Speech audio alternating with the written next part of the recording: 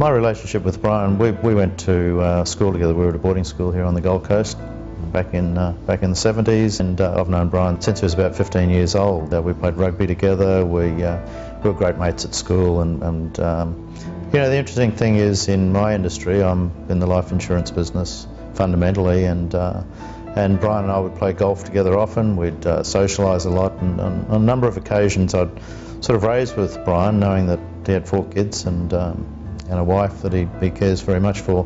And I'd spoken to Brian about whether he had adequate life insurance, and of course it's tough talking to your friends about these sorts of things, and whenever I'd raise the issue, he'd sort of fob it off a bit and say, oh, you know, come on, let's go and play golf or something, and we'll talk about it later. And it was hard for me, because we had such a great friendship, to kind of push the issue. You know, if it was with, you know, another client who I didn't really know that well, you know, I never really found it difficult to ask people whether they were adequately covered or not. But with Brian, as with any close friend, sometimes they're the hardest ones to broach the topic with. So in reality, what happened with Brian was he kind of won. You know, I'd ask him, and he'd managed to put me off, and he always won that conversation. Brian had a very successful career over in the States and various places around the world. After Brian had taken some time off here, he was putting together a business here based in Australia, and that wasn't as successful as he'd hoped for. So he went into partnership with some guys from the UK and New York, and they were looking at putting together a business based effectively in Asia. And Brian was really the key person in regard to the whole business relationship, in regard to getting the right people together, to getting the investment funds and so on. And they were probably a couple of weeks away from floating the company in Asia, which would have really guaranteed Brian and his family and children's financial security. And then I got a phone call from Emma, and I can still picture where I was when it happened. And it was interesting, you know, and now I see it in slow motion. That morning before I'd left home, I'd seen on the news there'd been a plane crash in Thailand, and I think with all the bad news that's always on TV, you kind of see things and you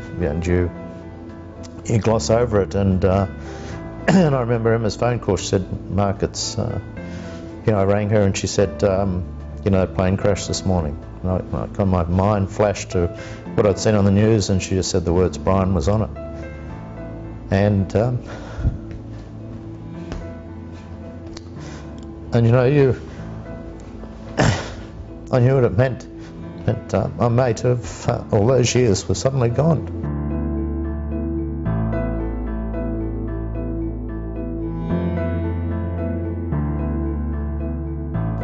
When I got the phone call and I raced back to see the family, you know, it became obvious that it just made no sense whatsoever for Emma to have to go over to Thailand, where Brian's body was, to pick him up and bring him home. So I volunteered to do that. I didn't want her to have to get on a plane. I mean, in a case like that where the husband's overseas and has been killed, you know, the last thing you'd want is for Emma to have to jump on an aeroplane, go overseas and land at the place where her husband had been killed in that tragic accident. So I volunteered to go over there and to deal with the authorities, I guess, when I got there, and wait around to have to pick him up and bring him home when they finally released his body. It was one of the toughest things that I've ever done, but it's what I wanted to do for my mate. Bring him home.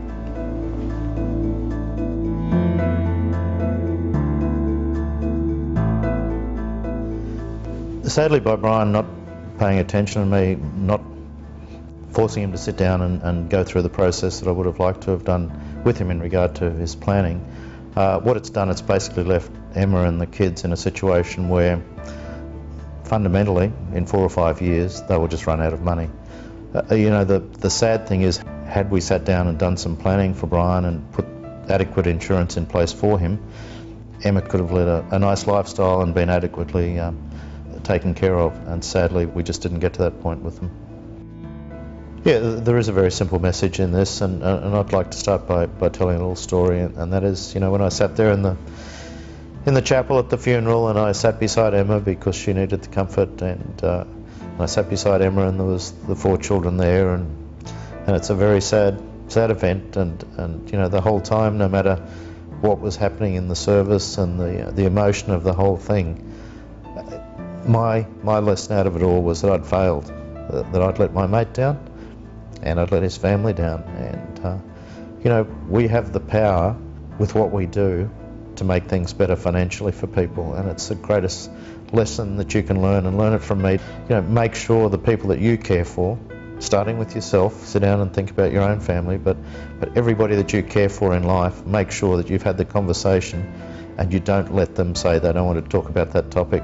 Sit them down and say, you know, this is something we need to talk about, plan properly, and make sure that those that you care for and those that you love are properly prepared for financially if something should happen to you.